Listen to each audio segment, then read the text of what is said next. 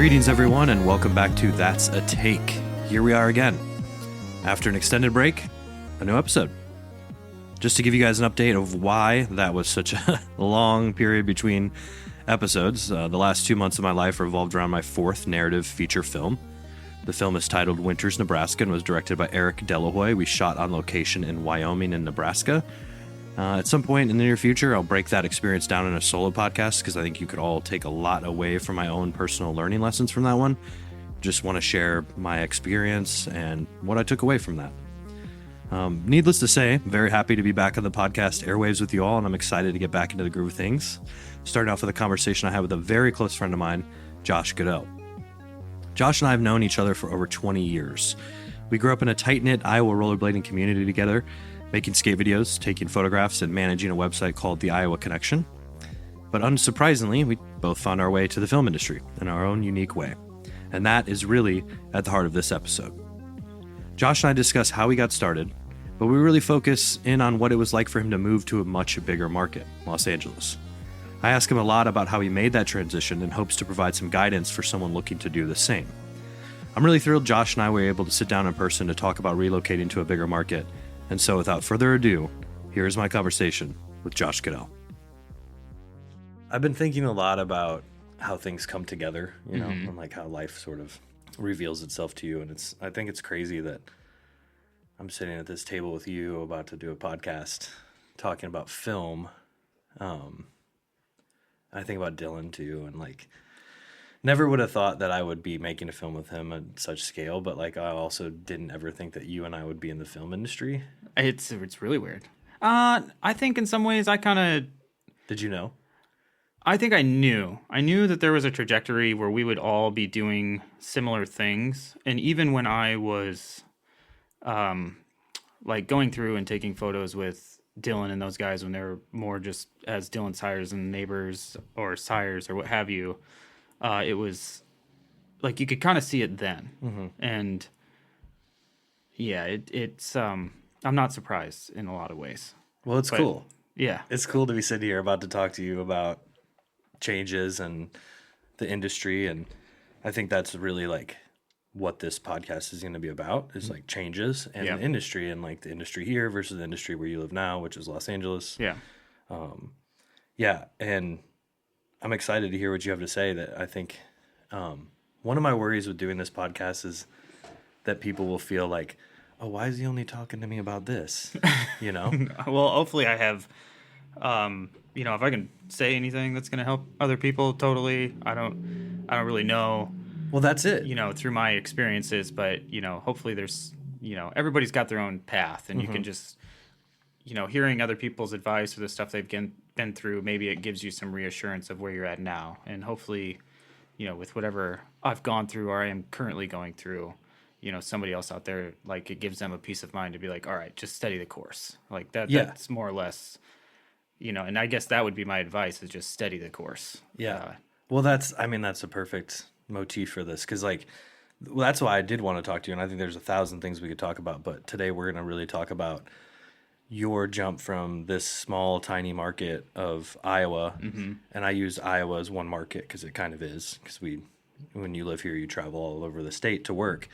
And your voyage 11 years ago to Los Angeles and kind of what it was like for you to do that, and then what it was like when you got there, and then kind of what you described as the peaks and valleys of what it's been like living in Los Angeles for 11 years. I'll try to do this without giggling. It's just sitting. This is really surreal in some way. It's also the first podcasting I've ever done, so yeah, we'll see how it goes. I don't know. Could be shit.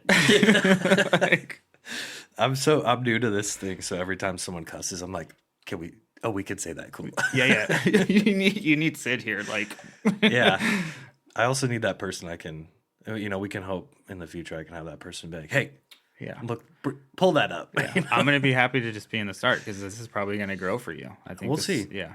We'll see. I mean, yeah, I think it's just about trying to give people some information. Mm-hmm. It's important to pass it on. It's important to pass it on. And gatekeeping is definitely a thing in this industry. And I think it's kind of time to bust that open a little bit. Yeah. And, you know, the more everybody can thrive, the more we can all, you know, do that together as opposed to just, everybody kind of trying to hold all the keys to the castle or what have you. Yeah. Well, this is a no negativity, no gatekeeping podcast. So you already know. You get it. That's why you're here. Yeah. So I'm living it. Yeah. So tell me, let's take it back 11 years ago. Okay. What were you doing 11 years ago, and what really was like the genesis of you wanting to relocate to a bigger market like Los Angeles? So starting at, I guess, even just the prospect of moving to LA, and really, there was a really good program in my town for photographers that you could attend, and it kind of taught you a lot. It was at Hawkeye Community College, and they also offered kind of some experience to go into to UNI, like you could kind of cross and meet some other people from there and get more of a fine art feel for things, or you can really get like a technical upbringing. And through that, I think even just going through those classes, I started to recognize that if I was going to stay in the Midwest and do that, it was going to be a lot of portraits, weddings, and if you do commercial work, everybody was really pushing, I think, Sundog, which is a big spot here in Des Moines, and Meredith were kind of the main places. And it was just, and Target as well. And I think in terms of me making the decision to go to LA, I just wanted a bigger peek behind the curtain. I just wanted to see more of all of it. And my appetite, I guess, was not always just set on photography, but filmmaking, or just the whole entertainment media, all of it together, I suppose. Mm-hmm. So I didn't really have one specific thing. I just knew I needed to start learning all the, like, as much avenues as I could. So, or as many avenues as I could. And it wasn't really focused as much as it was just throwing a bunch of different things at the wall and kind of seeing where I would excel. And then other things where I was kind of like, maybe, but I'm going to start rambling a whole bunch here. I'll try not to, but I think it was, for the most part, I just knew that I needed to start laying the brick for the path and kind of see where it led me.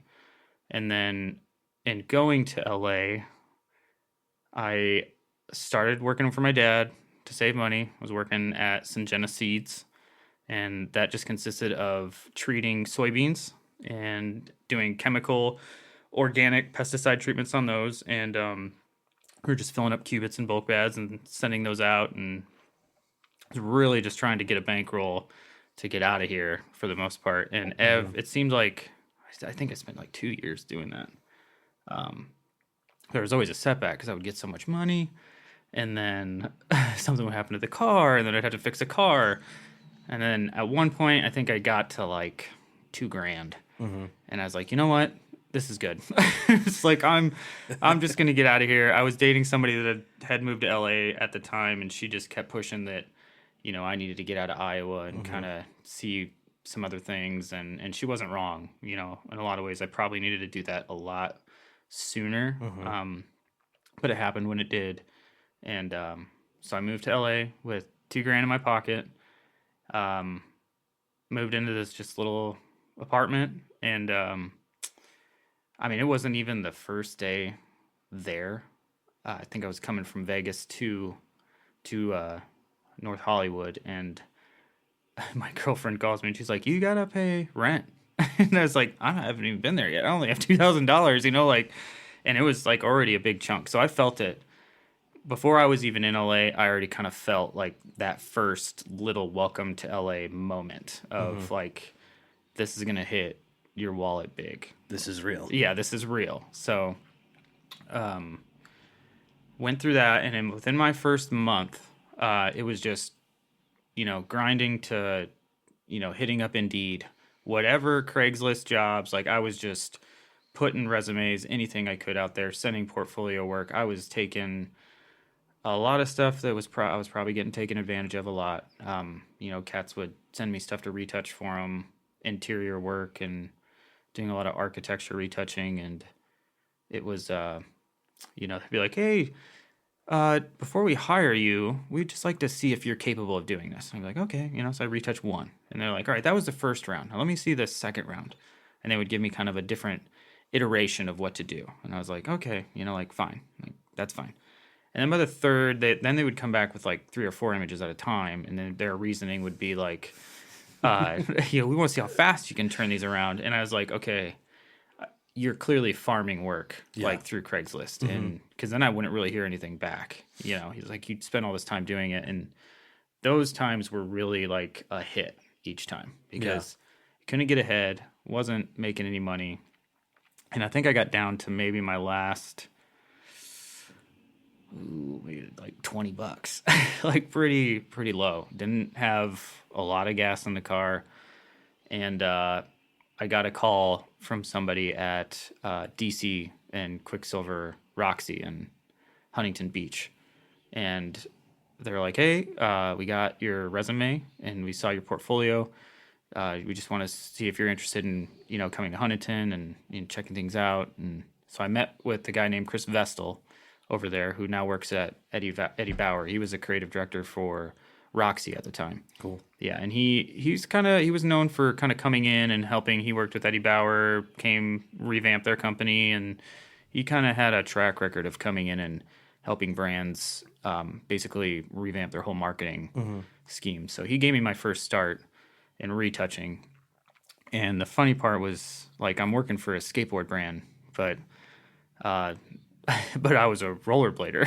so I had a bunch of like rollerblade content on my website, and he goes, "Look, your stuff's really good, but I need you to take down this rollerblade stuff." And I like remember it was such a little hit to my soul, and they're like, "We want to bring you on, and we want people to, kind of like your work and stuff. But at the same time, like you're working for a skateboard company. I don't know how much it's going to help you having rollerblade content on there." And I was like, it was a little bit of understanding and ego kind of coming in at that point too, because it's like, oh, how dare you, like this is where I got my start is through shooting skating. But at the end of the day, like very grateful for that opportunity. So did that for about 2 years, and that's kind of where the ball really started rolling, was just being on the bench, doing a lot of retouching, working in the e-com field, and it's just high volume retouching at that point. And then their main photographer, Ryan Trabeau, aka Swiss, he started coming into the retouching bays, and I was mostly retouching a lot of his content. And they'd be like, who's doing this stuff? And eventually it kind of became like, well, do you want to come on set? Like, you want to kind of check this out? It helps having the retoucher there, because then we can kind of know what things to look for, what's easier, what's going to take more time to comp out. And I was like, oh yeah, I'd love to. And I already had I had knowledge of lighting equipment and things of that nature. But man, like that program that I was in was a little dated, because then when you get out to LA and then you're on set there, and the gear and all the, like, you just get different terminology, and the equipment and the access is so much different. And as embarrassing as to say, is like at that time, it was all kit stands working here in the Midwest, and it wasn't a lot of C stands. It wasn't a lot of people working on C stands, medium rollers, combo stands, anything like that. So all that vocabulary wasn't even existent to me at that time yet. And I knew, like, right away, it was just like, be a sponge. Just be like whatever's around, just absorb that. And but at the same time, there's that part of you that's like pushing to be the photographer. And I think in a lot of ways that was a hindrance, but at the same time, it was just, I couldn't have been in a better place. Like, that was a really good opportunity, as much as there were things about it that maybe weren't ideal, I guess, in some ways. Sorry, that was a big run on. No worries. And I think you got to take what comes your way when you first make that jump, right? Is like, you're not going to say no to the first couple opportunities. Obviously that comes with like a warning of like, make sure you're safe and you take care of yourself and you're not being taken advantage of. But like, you kind of had to say yes to a lot of things. So like, I'm curious, like mentally, like mental strength wise, what sort of things would you tell yourself, and what sort of like things kept you going when you first made that move? Because I think it takes a lot of patience, right? Yeah, but like, absolutely. It's easy to be impatient. Like, how did you keep yourself patient? I think it just kind of, what kept me patient was just being excited about being in a new place, because I wasn't even that was such a culture shock to me because I hadn't, I grew up all in Iowa my entire life up to that point. Like, lived in some places outside of my own hometown, and visited other places, but I'd never actually moved somewhere that far away. So it was a huge jump to just do that. And even, I had a phobia of like getting out and driving on the highway there when I first moved there. And it was, that took some time to adjust to. And I think overall the patience was just the excitement of enjoying where I was at. Yeah. So there wasn't really a big push or anything. You knew I had it in the back of my mind where I wanted to go, but I wasn't, I wasn't being too impatient. I think I was just grateful that I got a job, especially when, when you get down to your last couple bucks and that opportunity happens, you are going to make the most of it. And I did everything I could to do that. And, in a lot of ways, I wish it would have lasted longer than it did, but the company went through some stuff and I ended up getting let go with I think there was 80 of us that got let go at that time because DC and some other brands, I think it was mostly Quicksilver, had to declare bankruptcy. And then they became board writers through a different brand, which is funny because some of the politics of it, I don't know how much this I can really get into, but they bought a brand out of Switzerland to bail them out, and then that ended up bankrupting them.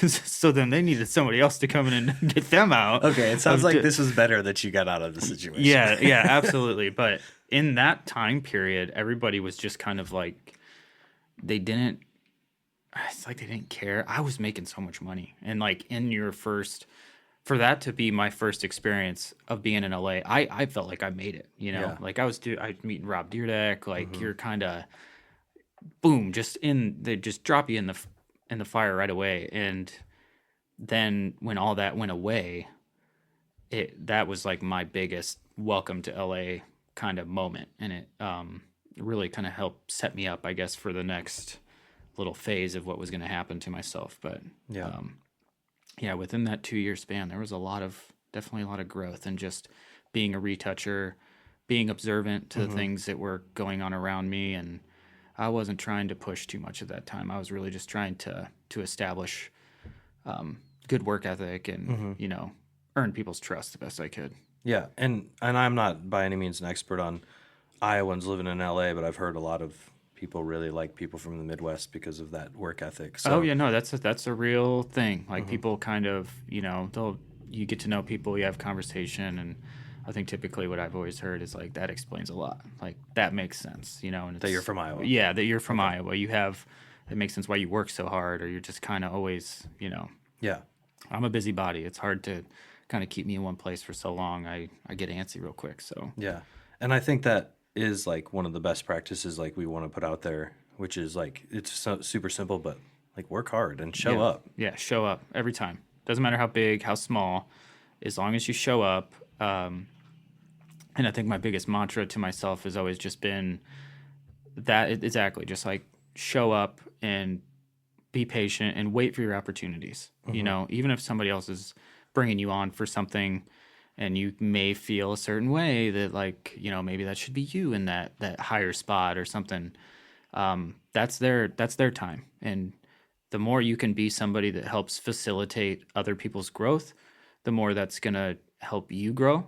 And it's impossible for you to not grow with other people at the same time like that. And that stuff shows, and people are watching more than you think. And that's just always kind of been my philosophy. The whole industry is just be patient, wait for your opportunities, and don't be afraid to deviate. Sometimes you got to deviate from your path a little bit, because the more you kind of get rigid and just doing one specific thing, you don't know kind of what you might be closing yourself off to a little bit.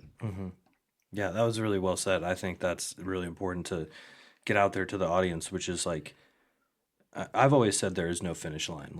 If you remove the idea of the finish line from your way of thinking, then you never are trying to get to some place. And I know that might be confusing, but if you're not trying to get to this one place, then you can go get to 1,000 places. Yeah. You can have all these mile markers, so to speak, that are like, okay, cool. Yeah. Yeah. Check that off the box. I got to work with this great producer I've always wanted to work with, or Yep. I've always wanted to make a genre film. Check it off. And, you Yep. know, use those like mile markers instead of like a final destination. So was there anything that you did to prepare yourself for Los Angeles before you moved there, like mentally, anything like that?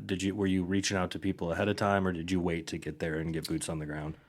There was a little bit of that. I think what I was finding when I was trying to reach out to people is they would often ask is like, well, are you here? And like, no, I'm not. I'm just trying, like, I'm coming, you know, like, I'm sure a lot of people do that. And a lot of people maybe do, or they don't end up out there. And the more feedback I got, the more I was just like, you have to be a physical presence out there in order to really capitalize on whatever opportunities may come your way and just be readily available. So in preparing, I think it was just building the courage, really, like, and talking to my peers and, you know, like yourself included, and getting advice and, you know, what do you think? Like, should I go try this? Like, do you think I'm somebody that can do this? Because I don't, you know, sometimes you don't always understand who you are. You just kind of, again, you know, I always repeat the phrase, you're just throwing darts at a board and hoping that some of them stick. But I had no idea what I was getting into. You know, it was just kind of, I had enough curiosity to just do it. And to try not to be scared about it, but also embrace that fear. Yeah. And not always let fear be the thing, but maybe kind of try to tell myself, oh, I'm not scared. I'm excited. Yeah. Like, I'm excited for a new. That's awesome. I love that. It's like, I love that. yeah.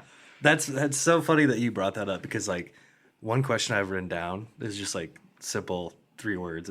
Were you scared? And I didn't necessarily want to ask you that, because I didn't want to say like, I was terrified. Yeah, I didn't want to bring that into it, but I think from my own perspective, it has been fear that has kept me away from Los Angeles for a while, you know, and now the changes in the industry, which we will talk about after we get through this part, have given me some pause, you know, of course, but like a lot of it for me is that setting of the city and the mountains and the beach, and now the really good friends I have there. Yeah. That's what's calling to me more than like the industry. But I've been telling you for years. Yeah. And I knew this was going to happen on this podcast. Just put the pressure on you. I just, for you, and you don't got to stay there. But I think there's, you know, I know, I'm not trying to like flip the script on you or anything like that, but there's just a lot of opportunities, and I think lessons that you'll get, of course, and seeing and being and all that stuff that, you know, just spend like 2 years there. I mean, dude, I don't think you need to. Listeners can read into this all they want. You don't need to convince me. Like, I'm excited about the prospect of Los Angeles. And, I think this is one reason why I wanted to do this podcast. Maybe all of these podcast episodes are for me and they're not for anybody else subconsciously. Maybe, right? Yeah. And some sort of therapy in some way, or just to learn. And I don't think I've really ever talked to you about like if you were scared to move to Los Angeles. So it's cool to like level with you on that, because a lot of fear. I knew what I was giving up. You know, it's not that there weren't opportunities here, and I knew, like, one of my biggest things was moving away from you, because I knew that you and I have always had this like hand in hand. You know, we've been on the same path for a long time and running adjacent to each other, and like I just always knew I wanted to do stuff with you, and that, you know, FOMO, you know, fear of missing out on a lot of stuff it's real, and it was hard to know I was moving away from that. And then obviously when you, from far, you're watching your friends grow and see the opportunities that they're getting too, and you kind of, you're struggling. You're living in a big new place, and you're like, oh man, like I don't know, I could have just stayed there. Like, why did I do this? And it was for a long time battling a lot of those demons and trying to not make them feel as regrets. You know, I kind of had to reframe how I was looking at stuff, and for sure, you know, realize that there's a lot of time in this industry. You know, it moves fast, but and what happens in a year, once you get going, there's a lot of stuff that happens in a year, and anything is possible. So I just got to hold faith that you and I will eventually be taking over the industry. Iowans will be taking over the industry, and they have already begun. Yep, exactly. People just don't understand yet. Watch out, Hollywood. Yeah. So I think that's a great segue, because I think for you, what I'm gathering is this was really like, I'm going to do this, and you did it. Mm-hmm. And sometimes not having a grand divine plan allows for that grand divine plan to take over. Yeah. So after Quicksilver, what was sort of your integration and your introduction to set after that? Like, what were you doing after that? When did you start, getting more filmmaking focused as opposed to in the stills world? And how did that happen? And I guess a side question is like, do you feel like you made that happen? And if so, how? Or did you feel like a lot of it was just like divine intervention and things just coming together? I think it's kind of all that stuff coming together for sure. After DC went away, what did I do? Man, because at that point, my portfolio was becoming like lifestyle sneakers, e-com sneakers, and just shooting a lot of product stuff. So I think I just tried to embrace that, and I was just more concerned with. I was still kind of beholden to that structure of a 9 to 5, and a lot of that came from just Midwest, not fully used to that freelance cycle and how it was going to work. I hadn't really built a network yet, even though I had been there 2 years. That came and went pretty fast, and you're on set with a few people, but you're also, when you're a retoucher, you're kind of just stuck in a bay. So you're not kind of getting as much face time as you would hope. Mm-hmm. And after that, I think I had a pretty good bankroll. The fun employment era, I suppose you could call it, of my experience there. And at that point, I think I kind of just leaned into rollerblading again, thinking in a lot of ways I thought that would some way hopefully start giving me some money. But as we both know, the rollerblading industry doesn't really, there's just not a lot there in terms of like, if you're going to shoot, you really have to do it for like a labor of love type deal. And like, you can't expect a lot of money out of that. Yeah. But I think I just built more content for myself by shooting things I liked. I was kind of burning through a lot of the savings that I had got working there, unfortunately. Mm-hmm. But at the same time, I was also building up a good body of work and just going out and shooting some of the homies and, getting better at skating. Like, you thought I kind of had a ceiling, and then I hit like a whole nother level when I moved out there. So that was fun. And you start skating with a lot of the people that, you looked up to, and suddenly they're like your friends. Mm-hmm. And you're like, oh, this is so weird.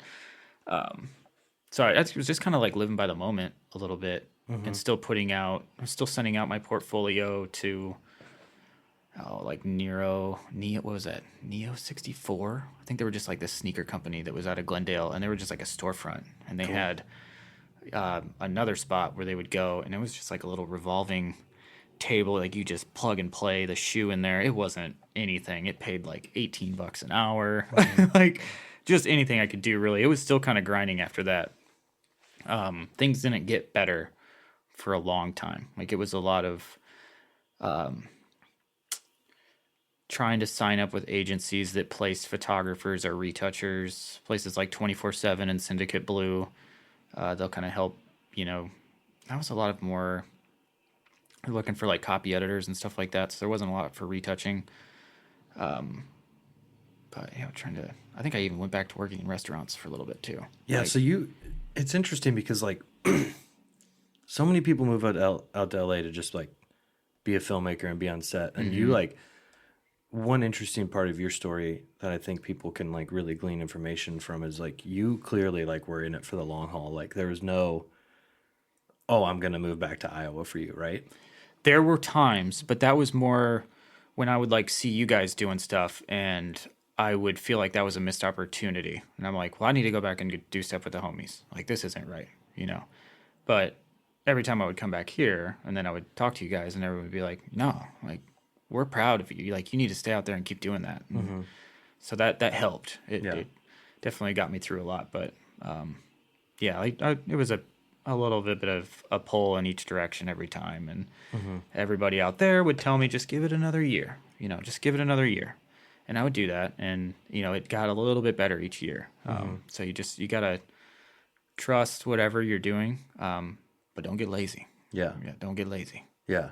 So it seems like one thing you've had a good community around you here and in LA to help you kind of manage those valleys. It took a while. It took a while to find a good community of people because, you're leaving your band of misfits, moving from a place like here, and all of us who grew up skating together, and that was ultimately. I should probably state that a lot of my experience and just beginning knowledge, because I didn't state this in the beginning, comes from rollerblading, obviously. If that wasn't stated before, but yeah, that's like where a lot of this came from. Is you grow up with the camera in your hand, you're just out filming the boys all the time, and just like little JVC cameras and mini DV. But yeah, what was the original part to that before? Just like that, you had a great community around you, and Absolutely, you leaned on them, and you asked for advice, and you asked people's opinion, and you talked to people, because really, like, part of this episode is kind of like a mental health episode, to be completely honest, which is like, how do you do this big thing? Like, I remember being. I still don't think I know how I'm I'm just doing. But you're still there. Yeah, still there. So like, what did that community? I know it took you a while in LA, but what did the community here? How did they help you, and how did people there help you to like know that you were on the right path and that you wanted to stay? I think it was, good feedback through some of the stuff you're putting out and things you're doing. Or I've never been one to shy away from criticism, even if it's of the harshest kind. I think you can attest to the fact that I'm probably somebody that shoots and creates a bunch of content, but never puts it out. It's like I've unfortunately fallen to the artist quality of, I suppose, like, you'll see it when I'm dead. It's got a dumb, dark way of looking at it, but I think finding my community out there took a while, because I knew I left a band of misfits back here. Finding that your kind of band of people that you're gonna start creating music with in LA, it took a while, because it's really easy to feel expendable in this industry, just especially when you start getting into the hustle and bustle of doing one job, and you think you knock it out of the park, and then you don't hear from people for a while. And that stuff would wear on me a lot. And so building the community, it takes time. But again, trying to be patient, not get too overly anxious. Don't live too far in the future. You can see it as long as you have just keep it in the back of your mind a little bit, but don't get too ahead of yourself, because I think that's what ultimately kind of breaks a lot of people down, because it's like, oh man, like I needed to be here so much faster. And that is been the thing that I always fight against for myself, just pushing back against being too far ahead of where I'm at, really doing the best I can in the moments that I'm given in at that point in time. And then, it's after the job is done where I'm kind of like, that's going to be a good growth opportunity. Like, I made really good relationships through that. Or then there's some where I'm just like, that was a complete shit show. Like, I'm probably not going to hear from those people again. But over time, you get better about stuff like that. So I'm grateful for the network I have now. I finally, after this 11-year mark, have hit like a good group of people that I know that if something goes bad for somebody there, I feel confident in being able to help them. Or I know if things go south for me in some way, somebody's going to have my back. It's not just always leaning so much on the people in the Midwest of like being scared to come home, because that advice for the most part has always been just keep trying. Like, when other people don't give up on you, especially it's so easy for you to give up on yourself, is that's helped me a lot. And just having that faith, I suppose. Yeah, I mean, this is important stuff for people to hear, because I think maybe, and I don't want to perpetuate this stereotype, but there's like a stereotype for some people in parts of the United States and maybe even the world that Los Angeles is just like this place that will chew you up and spit you out. It will. That's not any misconception at all. It's but you got to have a thick skin to go through it. Yeah. But that's this industry as a whole. As a whole, yeah. It's not just in LA. You know, you go to New York, and that's a big fashion-driven industry, yeah. and I'm sure that's even more cutthroat. Probably more. And harder to get into. So you're always going to deal with that adversity no matter what. It's just, you get better at dealing with it. Yeah, I think about the things that I know about you with your like, you know, illustration background and your retouching background, and I just think how patient you have to be to over months see this portrait of, you know, Kendrick Lamar to come together over time, and like it's no surprise to me that you've been able to like really be in LA and not be in a rush and just kind of like let things happen. And I think that's a really refreshing mindset and speed as far as like this industry goes, because there's so much go now, Yeah. your moments now. And And it's not that I don't have my moments where that stuff kind of gets a hold of me, but again, the faster you can recognize those, be self-aware, and you know, really kind of catch yourself, it helps. Yeah. But in the beginning, it wasn't always that. It Yeah. was just running out of money, and you know, you don't want that to always be the problem, but you know, you got to survive, and that was the hardest part, you know. Yeah. So when did it, and not that it isn't hard now, but when did it start to get easier? Like talk about like that transition, I guess maybe to the rental house. Is that the next step? No. Or what's the next step? So what part? After you kind of went more to the freelance retouching. So there was retouching, and then I guess what my next big opportunity would have been was still kind of retouching, but for a company called Torrid. And that was a plus size brand out of City of Industry. And at the same time, I was doing stuff with Hot Topic, which that was kind of fun because it was shooting a lot of, at that point, started doing the retouching with Torrid. I was a little bit more persistent in being like, I want to shoot. Like I would, you know, I have capability, and I wasn't being so forceful, but I wasn't being shy about it. And I was trying to, David Colicchio, he was the guy that kind of ran everything over at Hot Topic. Another guy named Andy, Captain America, as we would always call him. He looked like Captain America too. Like it was so weird. Always wore shirts with like stars on his chest, but he kind of handled the hiring, and I got brought into that job. Actually, no, I misspeak. That wasn't even the first. There was DC, Quicksilver. Didn't have work for a while. Started working at Verskooch sausage place, beer and sausages, working in the restaurant again. I remember I got an interview to go shoot jewelry for Charming Charlie, which was through a company called 24/7. That was that placement agency that I was kind of talking about. And I remember talking to the manager at the bratwurst spot, and I was like, had to come in for work that day, and I was like, you know what, man, like this isn't gonna work. I gotta go. And he was somebody that had industry experience, and he even took me to the back and had this conversation with me about like, look, man, I know you wanna do this thing, and I'm gonna tell you, it's not worth it. Like this, like he was really trying to sell me on staying there and, you know, working a fryer, frying French fries and stuff like that. Wow. Yeah, Okay. and I was just like, yeah, I'm gonna take my chance. So I went and.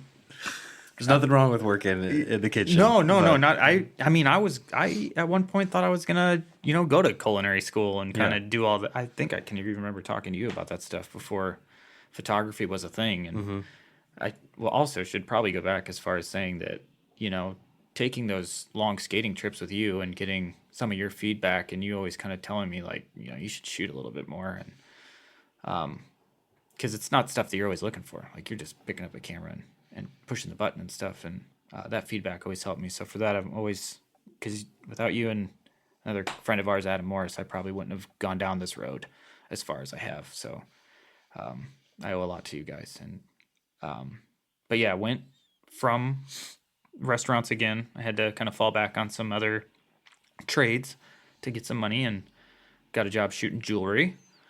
It was a nightmare. I did not get along with the guy that ran their studio. It was kind of, my first experience with dealing with somebody that was kind of ego driven, would bring somebody in and get competitive with them. And I was really just kind of trying to look to build relationships. And I think I've always, in some way, been a lighthearted person. I think maybe it can be too much to try to make jokes and, just be a good person to be around. Pick you up when you're feeling down. And he didn't really like that stuff too much. And, ultimately, like, that company went under too. So I'm coming into another brand now that let me go because the company wasn't doing so good. And Charming Charlie was based out of Texas. They had a location in Santa Monica there. So just to kind of back up a little more, when I first started, I was driving from North Hollywood to Huntington Beach every day for 2 years. Which is how far, for people who don't know how far that is? Mileage? Oof. Forget about mileage. How far, like how long? I'm doing 2 hours. 2 hours there, 2 hours back. So I'm in the car 4 hours a day. Sometimes 5, 6, depending on what traffic is. If you've been to LA and you're trying to go from the south to the north, even into the valley, like, it's a nightmare. And I think that's a great time to just put in a little note here, which is, if you're specifically from the Midwest and you're moving to a bigger market, be ready to be in your car. Be ready to be in your car. General rule of thumb and telling anybody, it's like 45 minutes to get anywhere. But now, when I come back to the Midwest, and the thought of going to some place like Cedar Rapids or Des Moines doesn't seem like that big of a deal because I'm already in the car that much of the time anyway in LA. So not really a big deal there. But I have a friend from Iowa who's in the industry out there, and I met him one time, and I was staying in Calabasas, and he lived like an hour away with no traffic. Yeah. He made the hour and 45-minute trek to my hotel to hang out with me for a night, and he just was telling me that when he moved to LA from Iowa, one thing he told himself is that he would go to any meeting, no matter how far it was. Yeah. Because you never knew what that meeting would do for you. 100%. And that is, I think that's great advice. Or even just him keeping that, for anybody else is just like, because you got to put in the time. Yeah. And even if you're not getting paid to do that, showing up, kind of like we were talking about before this, even before we even started recording, is like showing up is the most important part. And trying your best to be punctual. Thankfully, in a place like LA, a lot of people are pretty understanding that you're going to be late for stuff because elements just are dictated by the craziness that happens in that city. But So speaking of being punctual, you were driving 2 hours to Huntington Beach. Yep. And then they go out of business and you're back at square one again? Yeah, pretty much back at square one, hunting Craigslist, hunting Indeed, looking for photography jobs, whether it's retouching or shooting e-com again. And I was totally okay with that because, again, it was just money in, not money out. Yeah. So I wasn't going to be too picky. And go to Charming Charlie's, shooting a bunch of jewelry, and that's like high volume stuff, like you're just pulling it off the shelves and getting through so many necklaces, clutches, bracelets, things like that in a day. And that company eventually started to kind of slow down. They closed down that studio, was no longer a thing. And I can remember the guy that I was working for, David Ross was his name. Just one morning he came in there and he was just like he's like, "This is on you. This is on you for the fact that this is closing." And I just couldn't believe it. Fuck that. And it was that. Just like, what the hell is this guy talking about? Like, I've not even, my numbers were good in terms of shooting jewelry counts and, because you're styling stuff on your own too. You're learning. Because I went there once. Was it Charming Charlie's that I saw you shoot in that? I was doing cosmetics then. You would have come with me to Ipsy. Yeah. Yep. So and you were just like given a box of stuff and been like, photograph this. Yeah, huge. No one watching you. No one watching me. You and then you see other people that are doing that, work for the same company, but they get like a stylist and there's a creative director on their side, and they're like, "We need you to do everything that they're doing, but a team of one." And so when was it that you got away from the e-com stuff and got into more of like what you're doing now, which is, and you'll have to tell the listeners a little bit about what you are doing now, because I think it's pretty cool. all the stuff that specifically with stills, like how did you get to that point? Do you want to go into that now, or you want to keep leading? Yeah, up to let's that? go into it. Let's fast forward a little bit, unless there's something you feel like we need to touch upon. In terms of what I'm doing now, Yeah. and how it happened. Ooh, I think.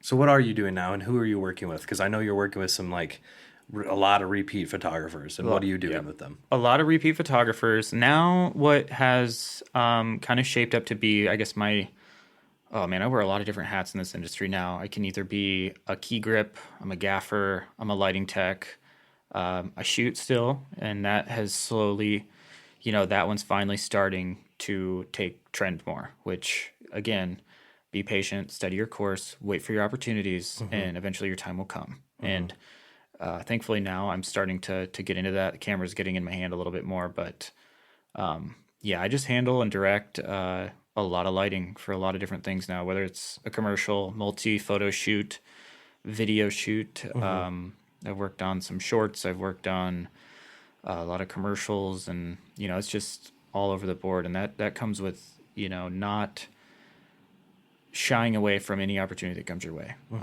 because it's going to open another door for you. And, it's just kind of I just keep going. Like it doesn't matter how big or small, as long as if it's with somebody that I have a good relationship with, if they're bringing me in for a smaller role, I'll still take those, because it's like, you're still going to meet other people on those sets, and that producer is going to know this person, and they're going to know this creative director, and they're going to remember that one time that you were able to really be a problem solver and help when maybe other people around didn't quite have the answer. And I think that's kind of been what's helped get me where I am today, is just having good mentors for myself, learning a lot, never trying to be the one that is like, not trying to be the guy that has the guy or person that has all the answers, like not being the know-it-all type, and really just, being patient and waiting for,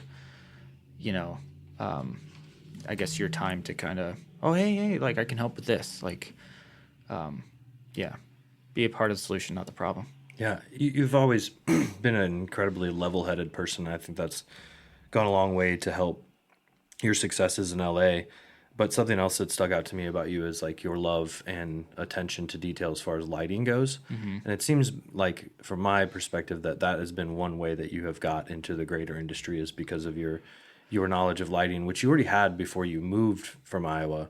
But what did you do in LA to like really hone that part of the craft? And I know that there was a while you were working at a rental house. Was that instrumental in like knowing the equipment and knowing the fixtures? And can you talk about what that experience did for you as far as when you relocated to a bigger market? The rental house and doing all that stuff was honestly more of a backstep, because COVID happened, and a lot of the people that I was working with at that point, because after Charming Charlie, when I was doing the jewelry stuff, I don't even remember how it happened or who got in touch with me. I met with a guy named Frankie Batista. He was a photographer out there, and he gave me my first opportunity as a PA coming on. It was like $100 to come just learn, basically, and essentially like being an intern. He was like, "You need to quit your job from doing this, and you're just gonna come work with me." Like, I remember he like was looking through my portfolio, and totally just this like LA personality, lived in Venice type, like, "I'm in love with you, bro. I can do big things for you." Pardon me. He's like, "I'll do big things for you. Your work's good, but I can really help you grow, and I'll set you to the next level." And just promising a lot of these things. And but he gave me my first opportunity being a photo assistant with him, where I met a guy named Carl Kalaman, who had been doing it quite a while. And at this point, like, I hadn't really even worked with, like, I mean, other than maybe some pro photo stuff, Einsteins, and basic sun swatters and stuff like that. And these are flashes mainly, right? Yeah. Pro photo and Einstein are going to be a lot more strobes. Yep. Whether packs or head, like just a mono head. A mono head is just, it's more of a strobe, has a lot of the adjustments built into the back of it. And now what I work with are a lot more pro photo packs. You're dealing with a lot more power and stuff like that. And, that's a whole different thing. But yeah, he was kind of my first opportunity in getting some assistant work. Did a couple things with him. And then I got, in my experience in, I don't want to just talk about all the little jaded things that happen, but I feel like they're kind of important. And don't let yourself get jaded.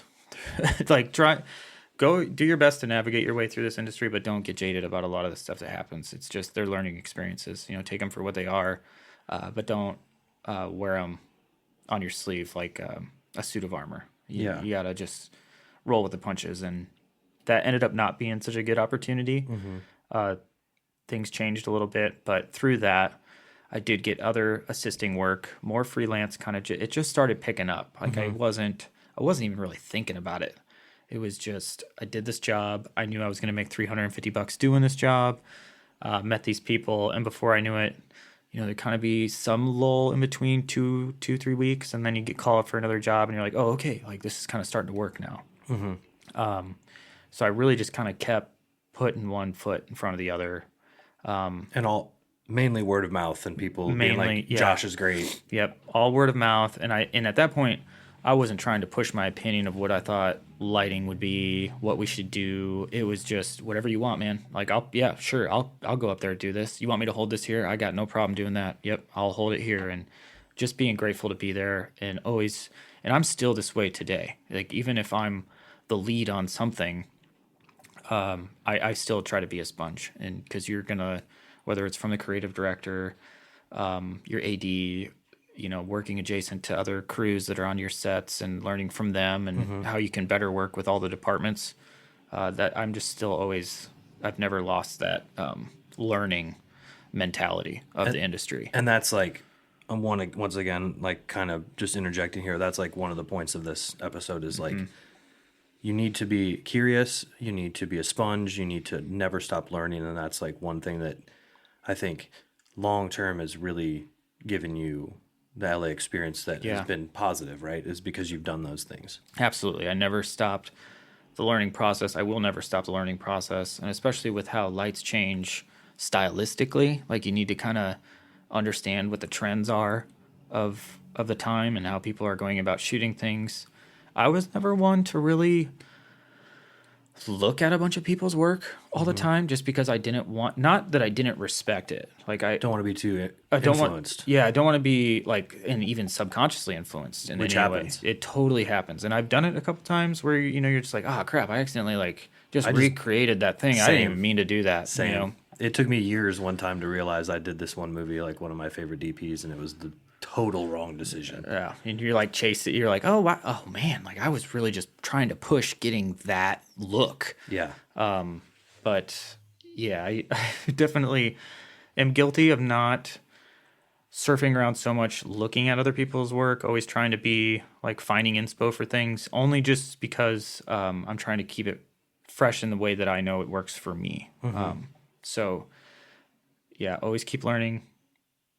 Try to keep a fresh mindset of whatever you're doing. And I think I think we ran off a little bit there on where we were originally going, but we did, but that's okay. That's what editing's for.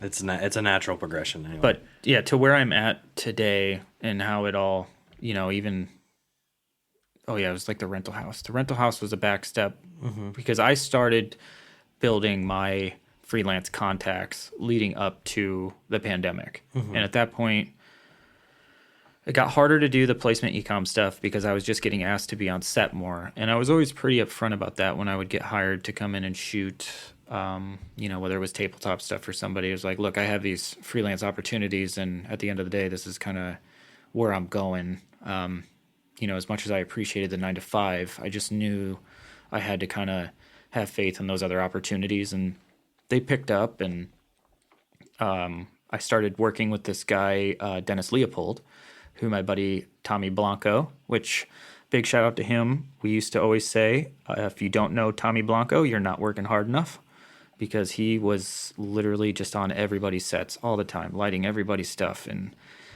him and I we'll talk now, and he'll say that, we kind of came up together, but he was always one of my biggest, I learned from him so much, that we're talking a guy, if you're not familiar with stands or stuff like that, a crankavator is a really big, heavy stand for holding lights. And this guy, I can remember we were doing something for Demi Lovato, and we had like a fast reset. We were putting like an M40 up, which is another big HMI light, and he just picks up a crankovator, not even unfolded or anything. And I was like, "Oh no, Tommy, let me help you." And he's like, "No time." He's about as big as me. I'm like 5'6", not that big. And he just picks it up, just walks over and slams it down. And I was like, "Okay, that Sets the tone. that sets the tone." So I always learned so much from Tommy, and working with Dennis was him bringing me onto those sets was probably my biggest intro into doing the higher fashion key art celebrity stuff, because then I started getting on more of those higher level shoots where you got their mixed sets. It's not just a photo shoot. We're shooting things Photo and video at the same time. photo and video at the same time. They're mixed like music videos and all that stuff. So there's a lot of moving parts that go into those, and it throws you in the fire quick. Yeah. Like, especially when you're trying to learn how to speak the language, and you don't know a lot of the vocabulary. And I think that's another important thing, and just being a sponge and listening, and not being too quick or boisterous to voice your opinion, because you gotta know how to. Chris Vestal, going back to DC for a moment, would always kind of say that to me. It's just like, he would ask me three things. It's like, what's your favorite light? Who are your favorite photographers? How hungry are you? And I was like, always kind of asking myself that for the first, 5-6 years being out there. And thankfully that hunger's still there. And favorite lights and all that stuff, it varies. Yeah. Situational. But yeah, that's, I think that was my first intro into what it's like being on big sets. And I'm glad you brought that up, and because I think you get to a certain point, and I haven't been on the sets like you've been on. Like You've definitely seen a it. few, You've been, few. Nothing as big as you, and I've worked with a few famous people here and there. Nobody of real note, aside from maybe one recent experience. But like for those people that see those photos of you working with Lionel Richie and Demi Lovato and all these people, like, can you give people best practices? And I know this seems stupid, but like, how do you act when you're around people of that caliber? And like, I know there's a mindset behind it. I know you've thought about it, and you're probably just so into it that you don't think about it anymore. But when you first, like, you get a call sheet and you're working with Lionel Richie, good example, like Lionel Richie for that shoot itself there. The first time I did that was with Dennis, and I was leading on that, and I hadn't. Oh man, that was so nervous for that. Yeah, and I didn't even know it was going to be Lionel Richie.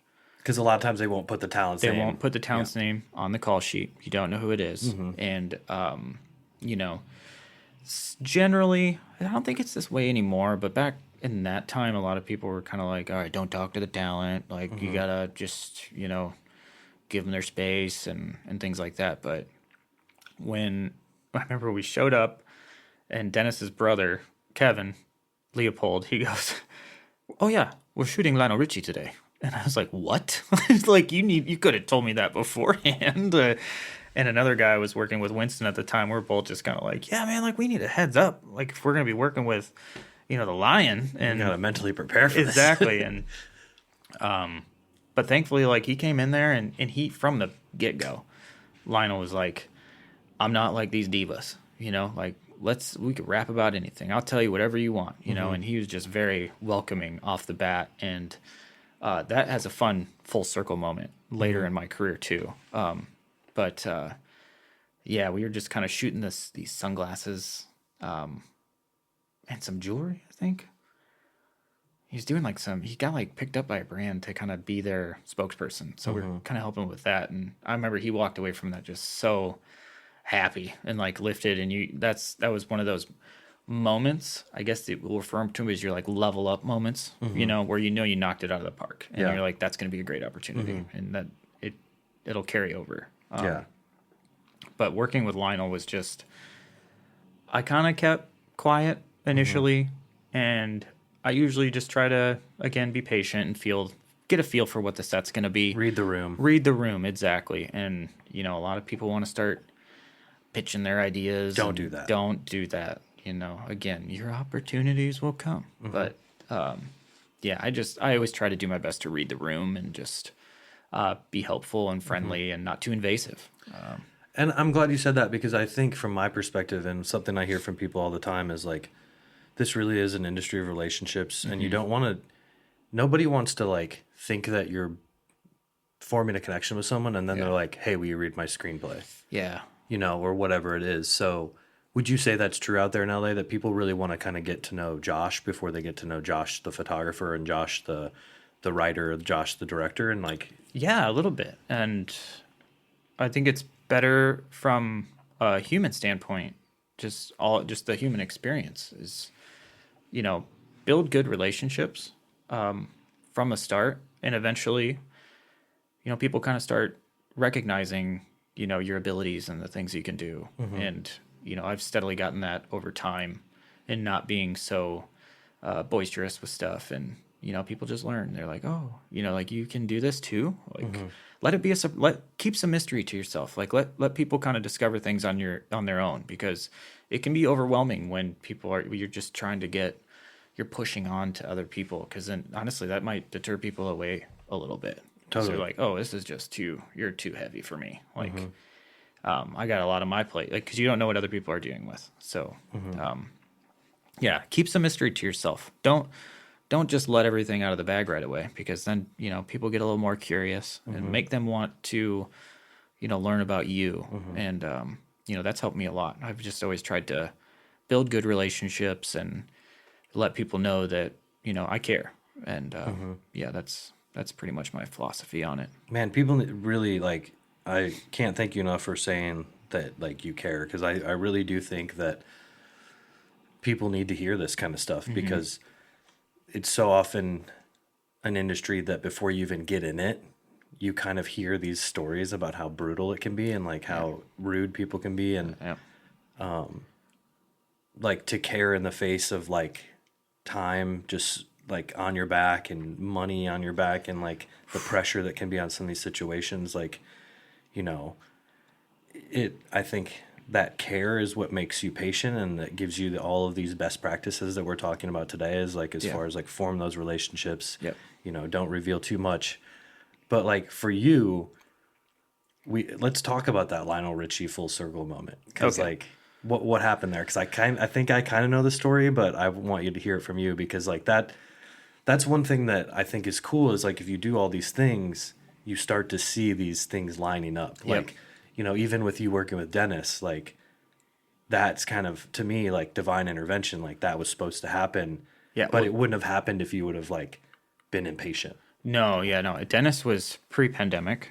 And I did kind of have, again, it's not to say I haven't had my lapses, and, none of us are perfect. Like, we all kind of make mistakes, and, I definitely have relationships where I maybe was a little too quick to, not that I was aggressive or mean or anything, but just, you kind of, we'll say, guard yourself from them.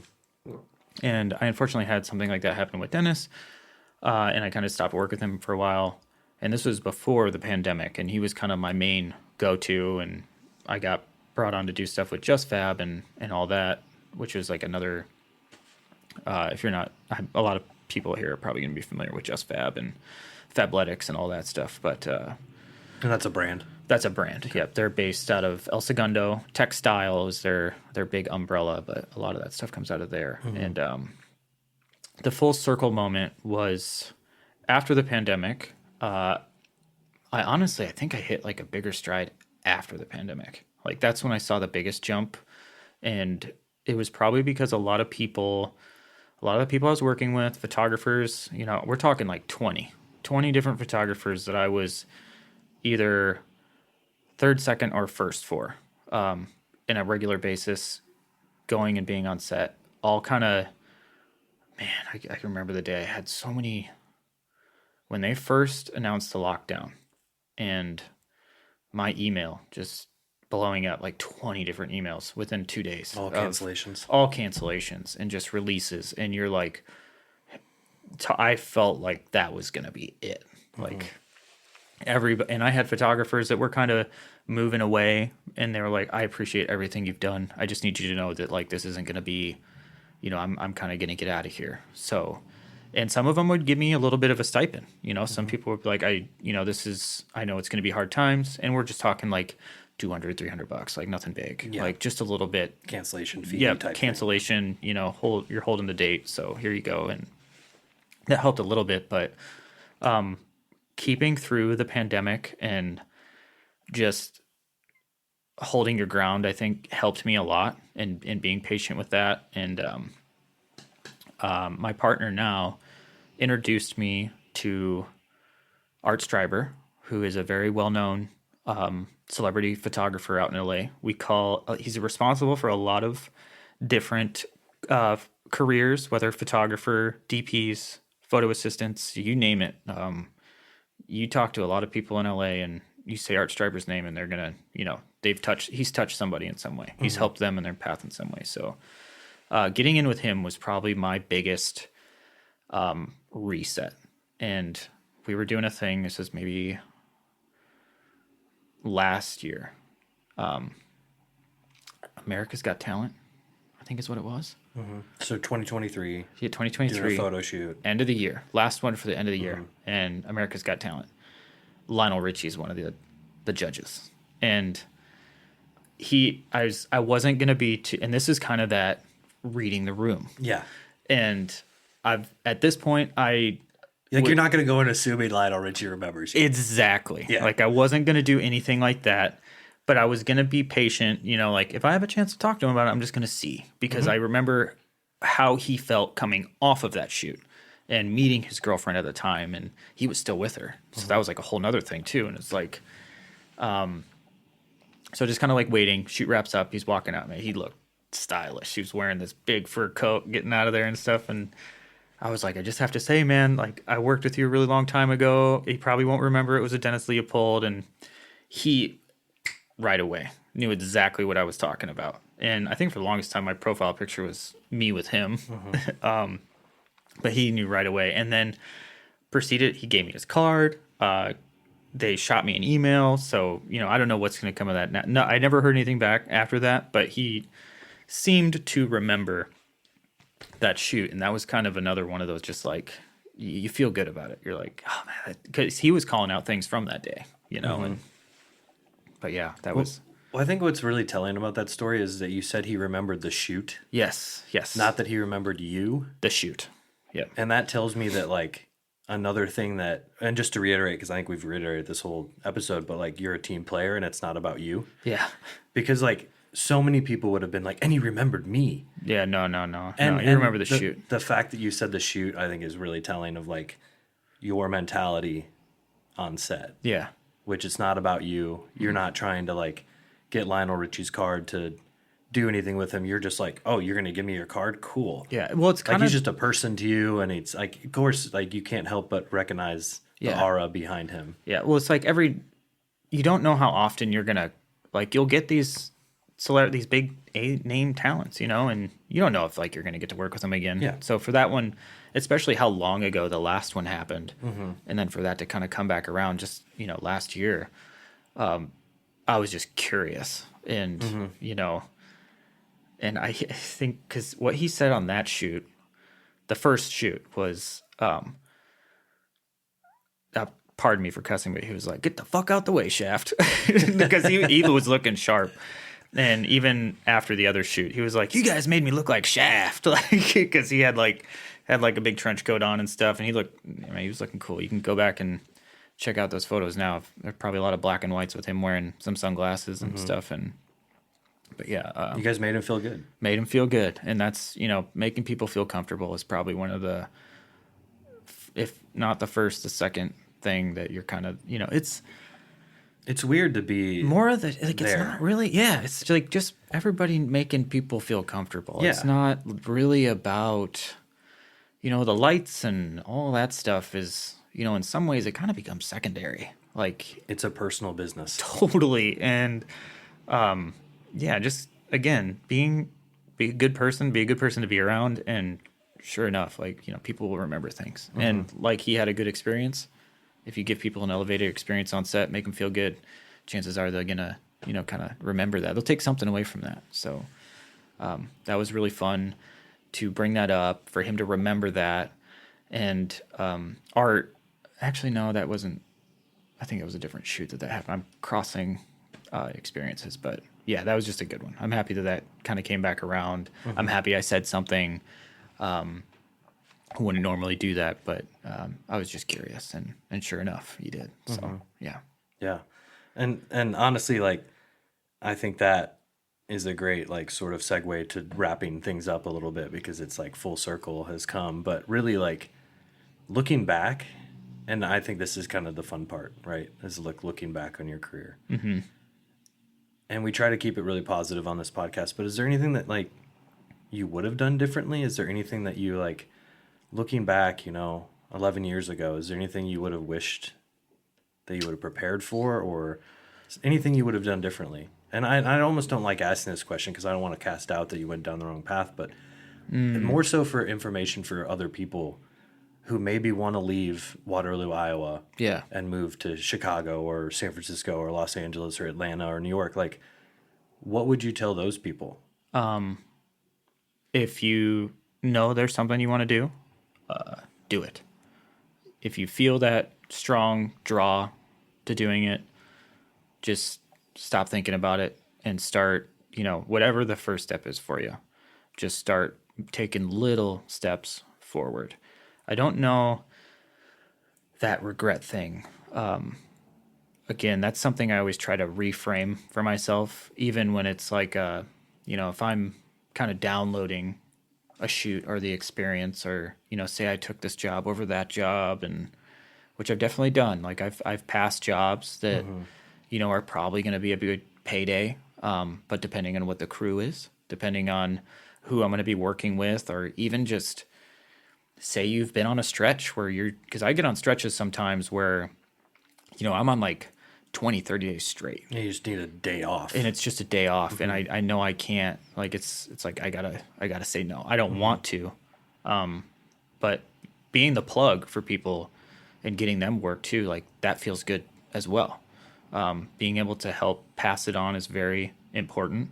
And that's always, I think, in some way, like I just want to get to a place personally. This is like where I can feel like I'm a good plug for everybody, and to pass it all around. Or even if it's my shoot, like getting people to come on, because like I just want to be able to work with all the friends and make more friends. And you've done like a great job this whole time of like taking a question that could easily be like, what do you regret? And you're just like turning it into a positive, which is great. And it's making that's the industry that's done that to me, because it's a lot of those hardships and trials and tribulations. And again, don't get jaded. Like you're going to have negative experiences. And as a lot of the self-growth things, and any of that stuff you can research, is like, you're not going to have a positive experience without the negative. Like, you need both, and they both go hand in hand. And I would almost argue that in some ways I leaned in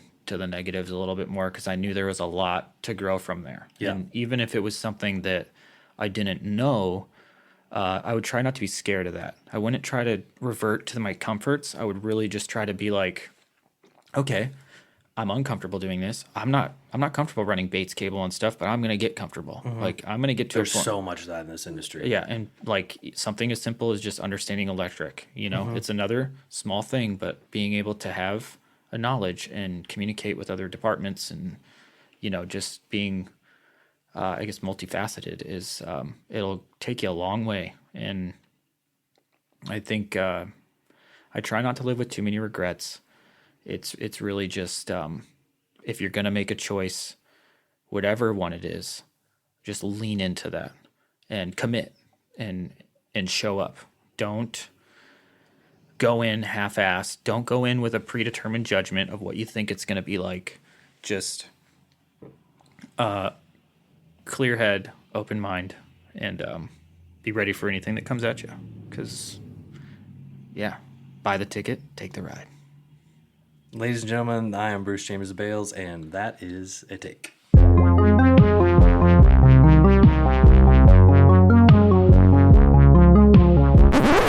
Yeah, so I just want to ask a couple other questions. Yeah, let's do it.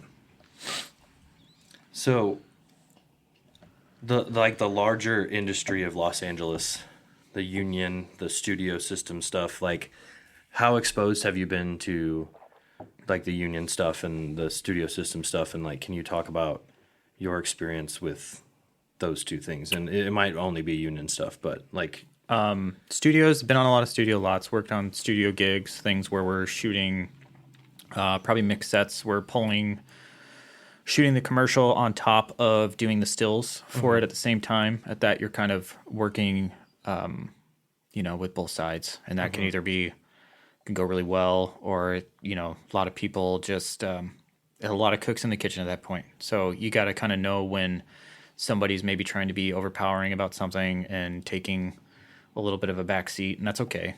It's not like, but there's a lot of different opinions flying around on that stuff. So you're always just trying your best to kind of be patient. And I've had, in terms of the union, because again, the segue out of being on photo sets and then getting into motion stuff, that it just kind of happened. Like they went together, and I just naturally being curious was always asking questions. I want to obviously work on a feature film at some point, regardless of being like a grip, key grip, whatever the case is. But for a lot of that stuff, you have to kind of be in the union. You got to get placement to do that, and you need so much time, so many hours.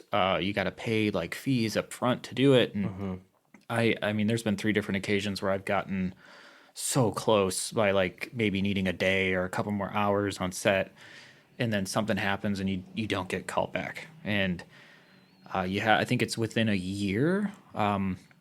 It's been a minute since I've really tried to actively go for it. So I'd have to check again. Maybe like things are a little different now. But I've gotten like so close a couple times of having like enough time to go union, and then maybe I didn't have enough cash to pay the fees. And they used to offer installments where you could kind of do it.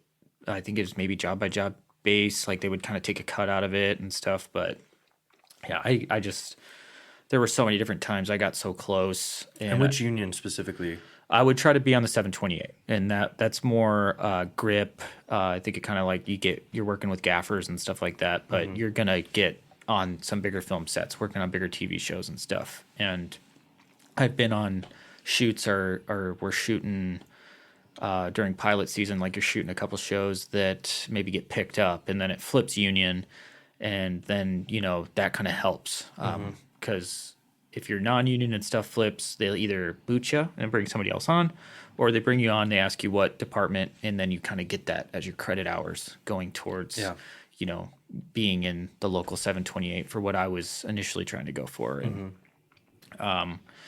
that's just been an up and down battle. I haven't quite broken through that one yet. Hopefully just by kind of doing what I'm doing, eventually it'll all just work out. But the union hustle is definitely, it's a hard one to get into. And a lot of those guys now, especially with the state of the industry, for a lot of stuff I do, we get union guys that are trying to get on our sets, especially the lower budget, not so, they're mostly just commercials or little TV spots and stuff. But a lot of those union guys are now like their work's drying up because a lot of the industry, I think we're down like 47% in terms of what production has been over the past couple of years in LA right now. So a lot of stuff's going away, and I know it's people are kind of fighting and clawing to get work right now. So and I think that there's 2 points that I'm glad we talked about.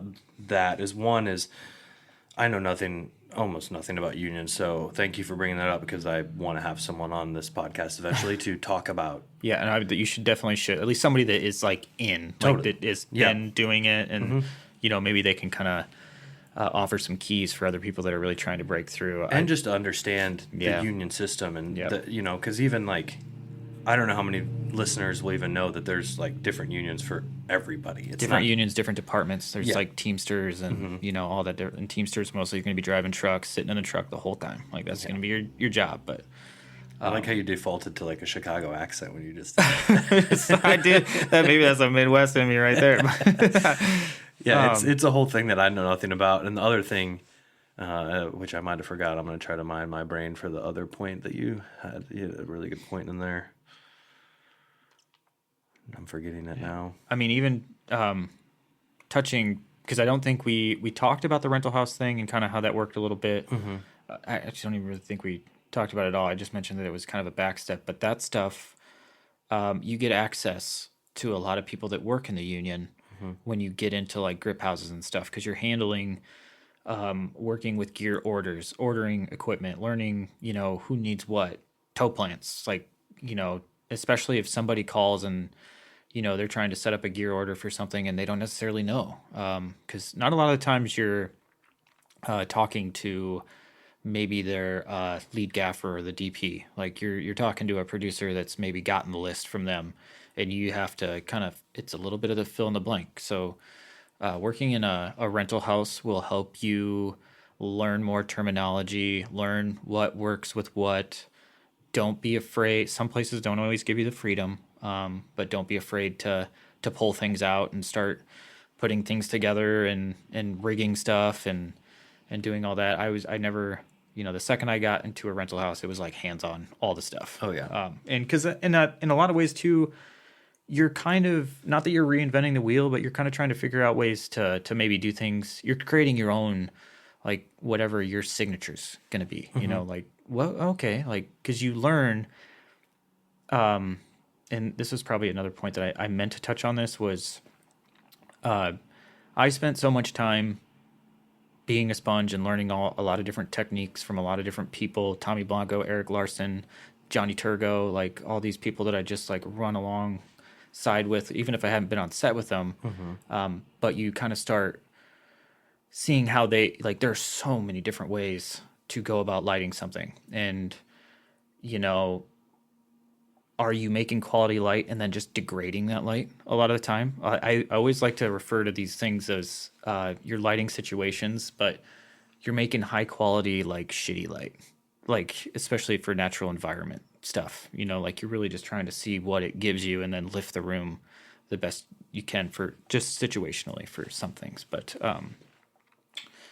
yeah, like I kind of even lost my train of thought on that a little bit. But. So one thing that I'm gathering from your experience and some other friends' experiences as far as like working at a rental house is it gets you closer to the stuff that you're going to use, and it gives you more of a basic knowledge base to then build off your taste. Yep. And your sort of individual flair. Yep. And learning kind of the technical stuff of the equipment, what generators can power what lights, and when you maybe have to tow plant generators together to power another light, and having that information for when somebody else, if you're at a rental house and a lead comes in and they're kind of like rapping with you about gear, they want to talk to somebody that knows, that can help them at least. Because a lot of times they'll ask you, I got to do this and this and this. Like, what do you guys have that will help me get this? Yeah. And just either having fumbled through those things on your own, being on a set where some of that stuff has happened,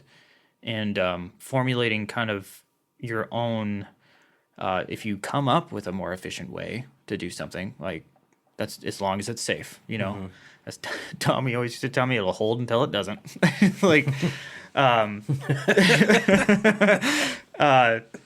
those are a lot of the shoots you work on where it's maybe not the best budget, but you're just you got to get a light up high somehow. Yep. We've been there. We've all been there. We've all been there. And, but those ones, like, those are the best learning experiences because you really had to think on your toes and kind of come up with something new. But once I learned that there were a lot of different ways to go about doing things, and you learn what all the modifiers and all the fancy toys do, it's really kind of the same. It's just the same with different stuff. It's got a different name on it. Yep. Like it has a slightly different capability, but we're essentially carnies. We're like a circus. Totally. And traveling circus. You come in, you set up the show, you do it all. It's like everybody's this thing of chaos, and then you break it all down. It was like you were never there. Yeah. And, situationally knowing the gear that you can get away with having, or, it's totally being able to read the situations you're in and what gear is necessary for the thing. Because I've been on a lot of shoots where people are just so fixed on wanting to do something a certain way, but it doesn't necessarily, the environment or the setting doesn't call for that. Yeah. And because they were, beholden to certain things, it doesn't, like, you shoot yourself in the foot a little bit because they weren't willing to compromise. Like, it gets so much of the, no, this is my thing, I'm doing it my way, rather than just asking the questions of, like, well, can I fit a 3-ton grip truck down there? Like, Yeah. do I need all this gear, or is it going to be just like a, one light Anton Bauer thing? Like, sometimes that's what it is. Sometimes it's just a bounce. Sometimes it's the bead board. Sometimes it's just a bounce. Exactly. Oh, I love that phrase. As a DP, you have no idea how much I love that phrase. Dude, it doesn't need to be all the stuff. Like, Yeah. and I think, But knowing the gear helps you know, yes, absolutely, like, what things are used for. And honestly, this is a great sort of counterpoint to, like, another full circle moment here, which is, like, LA and the Midwest are different. Like, in the Midwest, you don't really need to know the gear as much because the gear's not here. Yeah. Like, we're not using HMIs all the time. Yeah. You know, we're not using condors. We're not using cherry pickers. We're not using 10Ks, 12Ks, 18Ks all the time. But in LA, that knowledge of that gear will give you a leg up. Absolutely. And like, who knows? You could come to a place like this and maybe somebody wants to bring the circus, and being able to do that and have the knowledge of doing that can help you go a long way. And because a lot of times, I've been on sets too where, they give you your budget and they're just kind of like, don't go over 500K. Yeah. And you won't use any of it. A B-board will come out the whole time.